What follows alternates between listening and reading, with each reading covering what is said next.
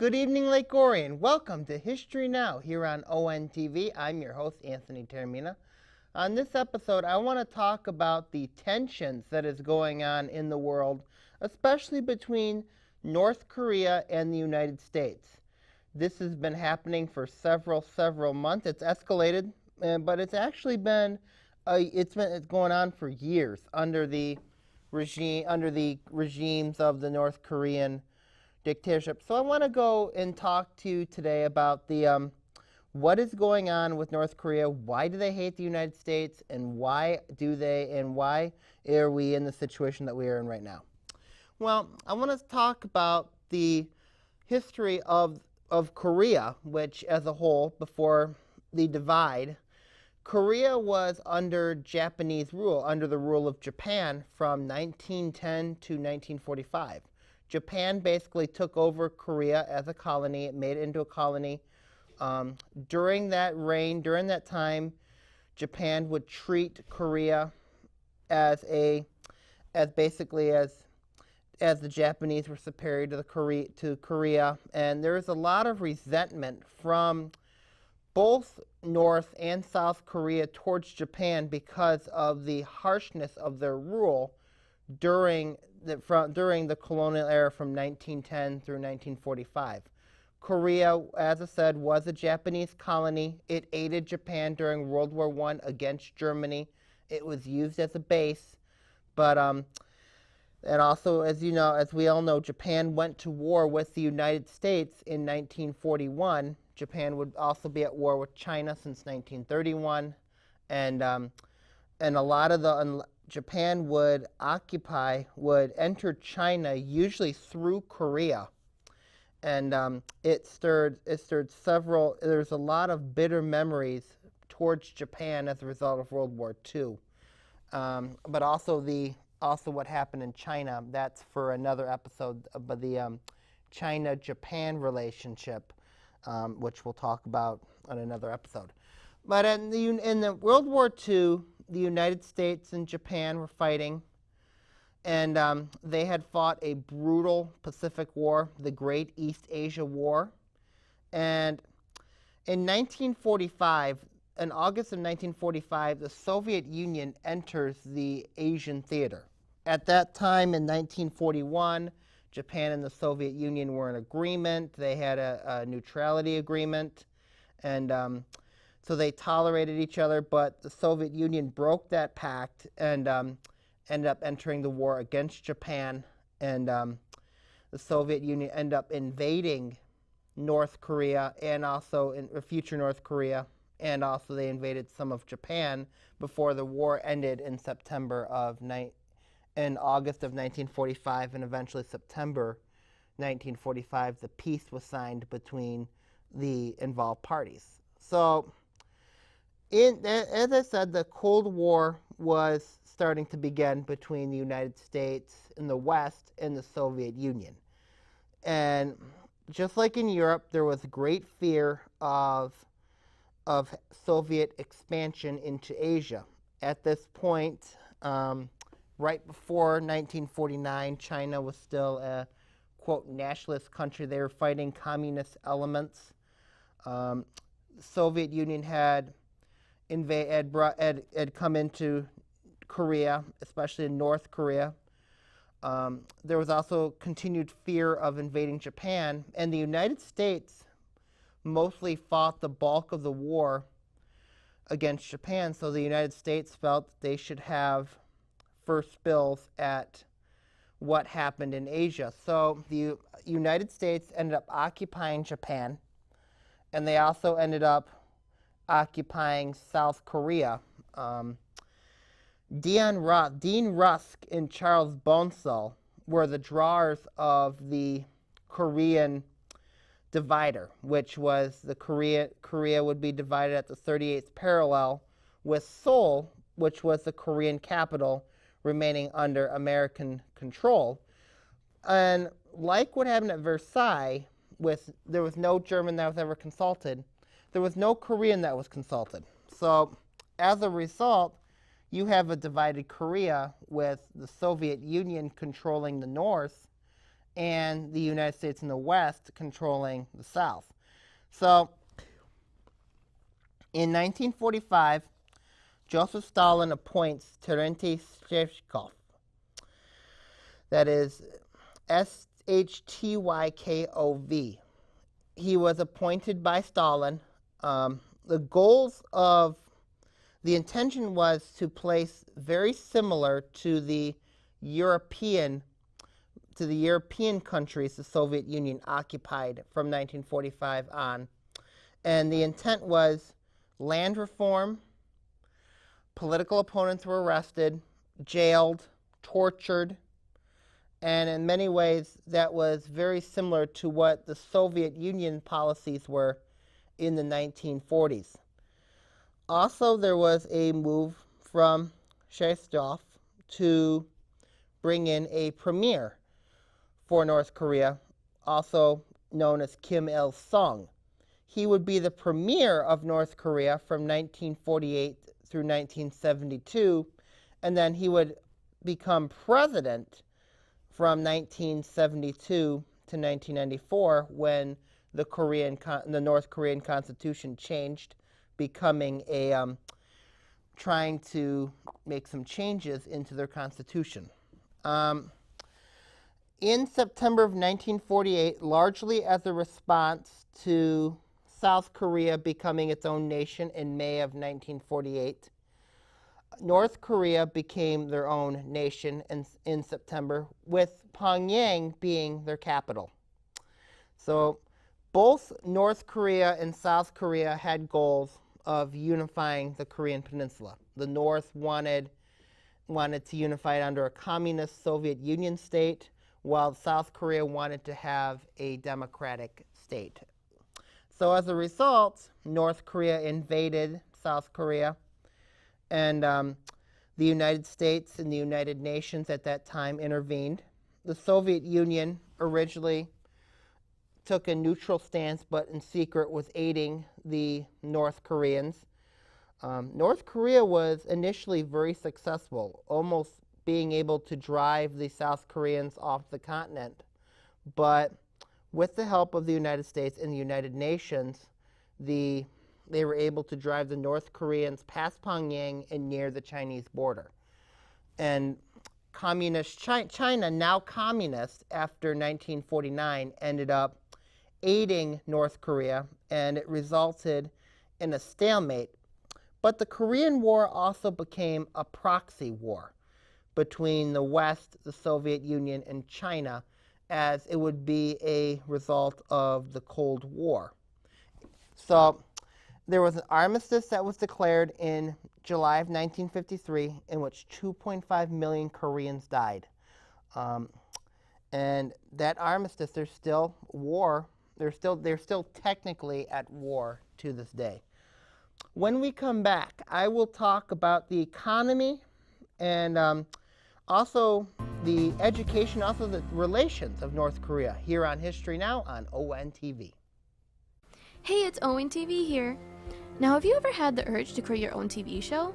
Or just wanted to see what goes behind the scenes of making one? Well, we have just the program for you. ONTV offers production classes, which allow you to take control and create the programs you want them to be.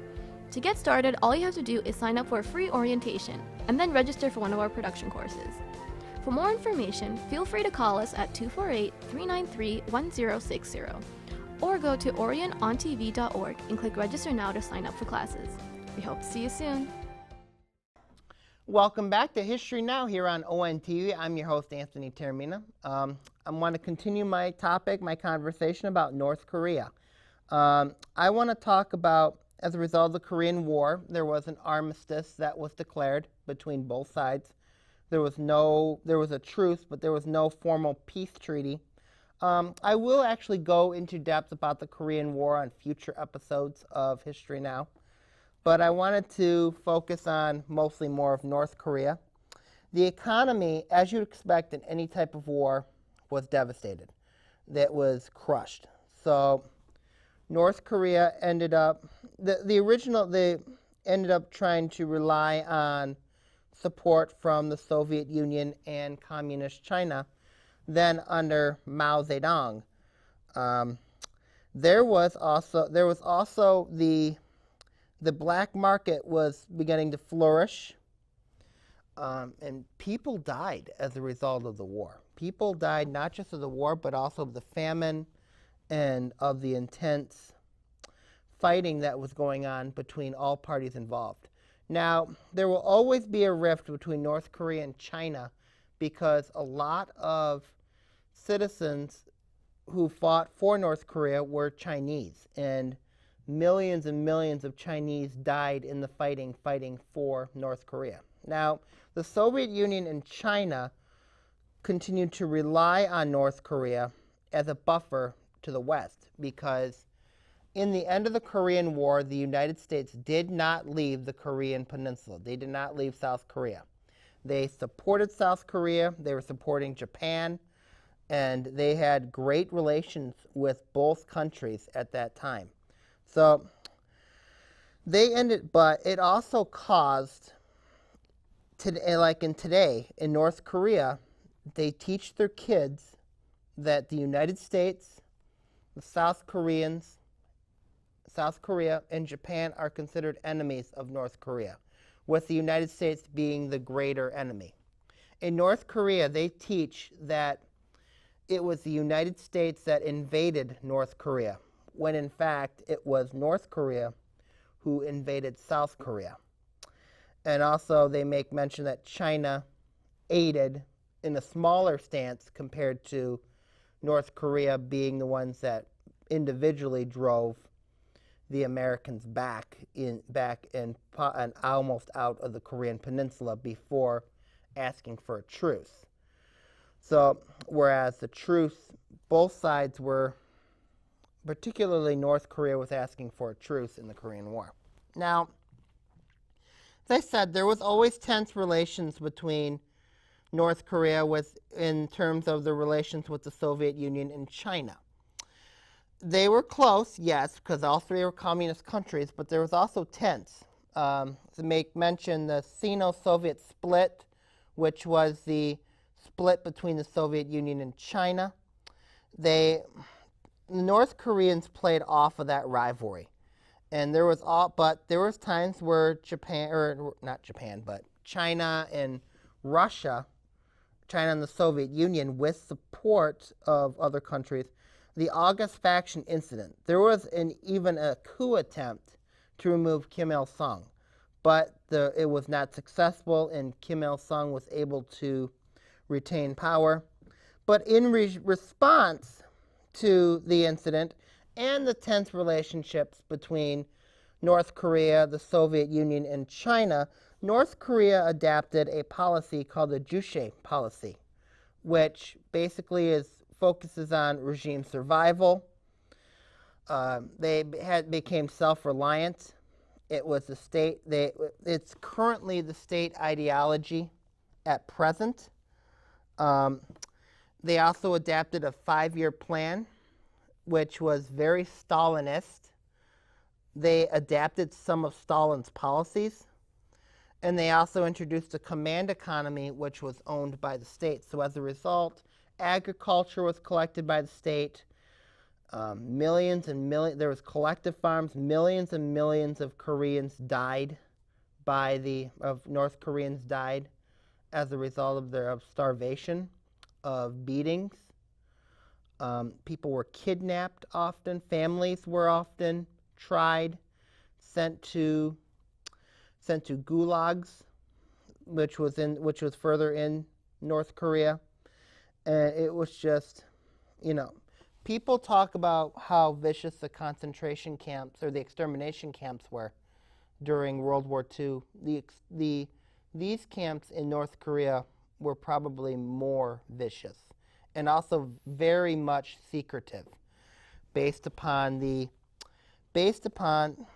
what we've known, what we've researched. There was a lot of brutal torture, and all this was done because of regime survival. North Korea is very much afraid of a United States takeover of North Korea. Even though the United States has not wanted regime change in North Korea. the North Korean regime feels that that they are still in a state of war, that they need to survive. And they also have tense relationships with South Korea and with Japan. Relations somewhat modified before with Japan. North Korea allowed Japan to make reparations, but North Korea would kidnap Japanese citizens, and that has continued to cause friction between Japan and North Korea. North Korea would be responsible for terrorist acts. They would place bombs in planes. They would assassinate opponents that were in. They would assassinate enemies, and as a result, there was continued tensions between the West and North Korea. Now, when we return, I'm going to talk to you guys about the North Korean nuclear program, North Korea and the United States relations from the 1990s on, when we return to History Now here on ONTV.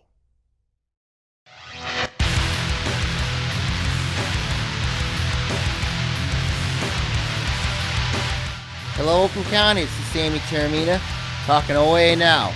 In it, we'll talk various stories ranging from the state to Oakland County teams affecting the OAA. Catch us here on OA Now.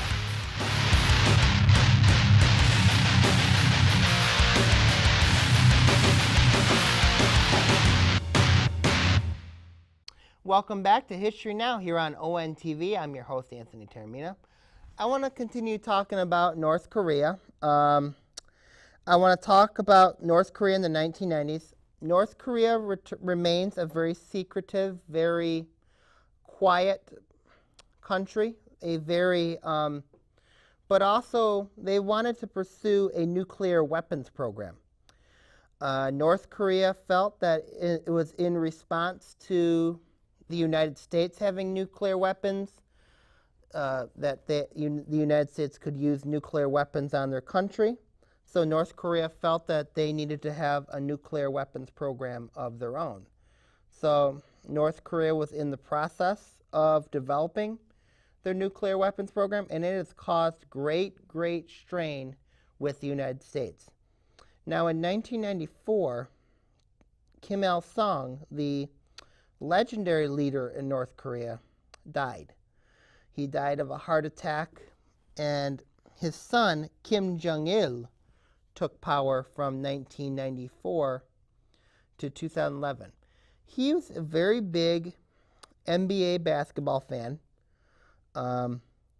He also favored a policy called the Songun policy, which is the military first policy. North Korea has the 25th largest military in the world. But the preference of the military first, in which focuses more on defense, and because of that stance, they felt that the military needed to be strong. Often North Koreans were encouraged, some forced to join the army. They ended up, and as a result, that military first policy continues to this day. Now, there was attempts to have relations with the United States. In 1994, there was an agreed framework that was signed between President Bill Clinton and Kim Jong-il, in which basically the United States wanted North Korea to shut down their nuclear program in return for economic support, especially for the North Korean people, particularly rice, and North Korea has been hit hard with droughts, with flooding, with famine. So it was agreed upon that the United States would provide economic aid if North Korea was able to shut down their nuclear weapons program. However, in 2003, the agreed framework would fail, and as a result, it further continued the economic crisis in North Korea, which the black market flourished, and millions of North Koreans died as a result of the famine.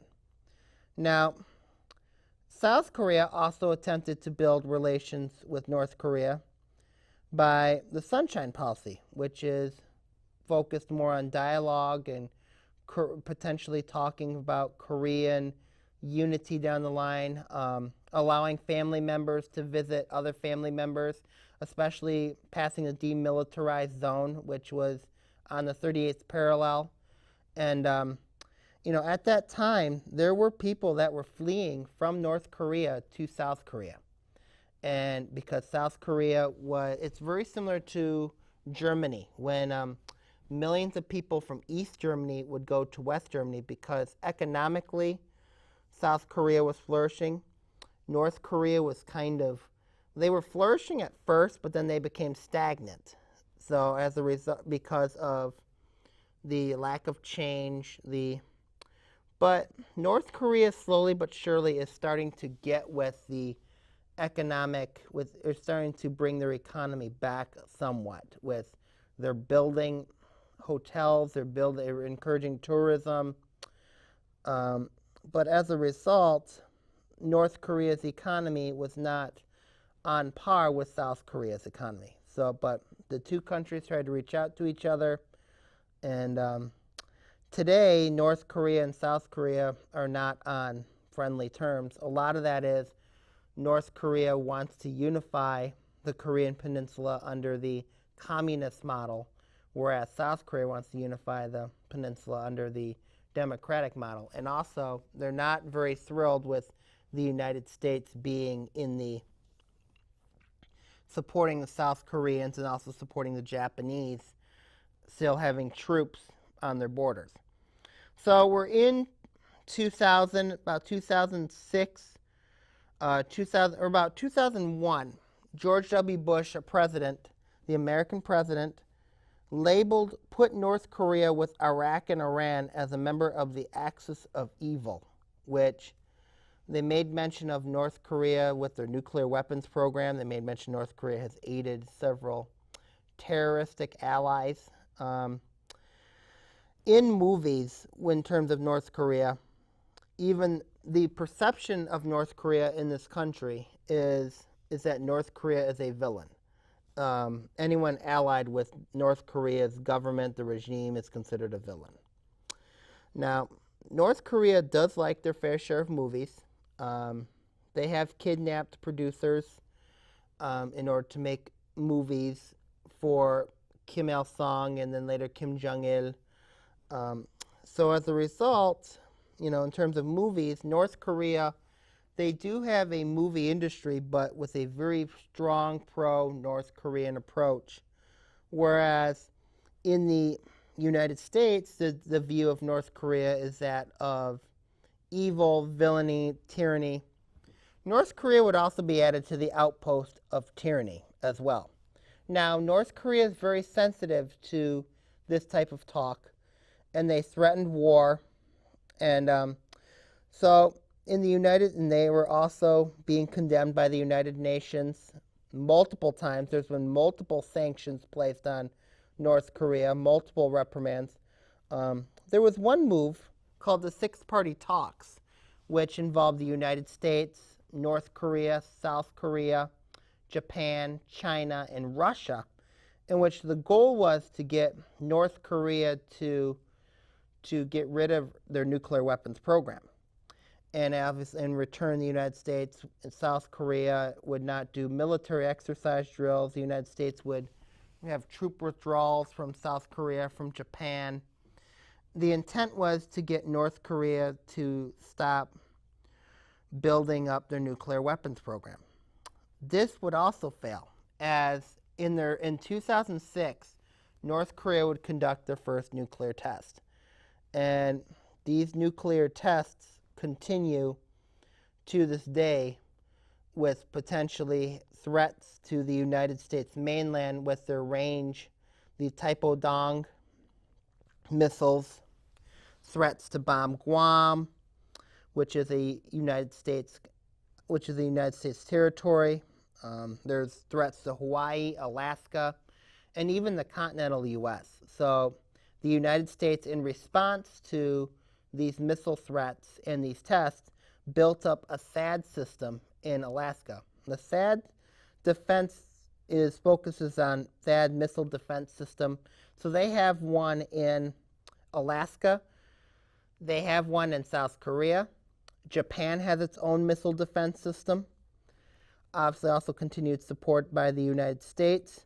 And also you have Hawaii has a defense system as well. So the United States will swear to protect their allies. They'll also protect their territory. So this was in response to the North Korean missile test. Now, Russia and China have always asked for calm in this situation. China is North Korea's major trading partner. China has imposed some sanctions to North Korea. Could they do more? Sure. But ultimately, it will be up to North Korea to see if they will be able to refrain from their nuclear weapons program, which I don't believe that's going to happen. There was some hope in 2011 when Kim Jong-il died. The relationship between the United States and North Korea was very tense. North Korea had kidnapped 2 journalists, and there was a continued negotiation back in 2009. President Bill Clinton had to go to Pyongyang, personally negotiated for their release. In 2011, Kim Jong-il died of a heart attack. His son, Kim Jong-un, takes power. At first, there was hope that there was going to be a difference in relations between the United States and North Korea, but it's not there. Kim Jong-un continued the policies of his father. He's, in fact, enhanced the nuclear weapons program. He has murdered multiple family members, multiple political opponents.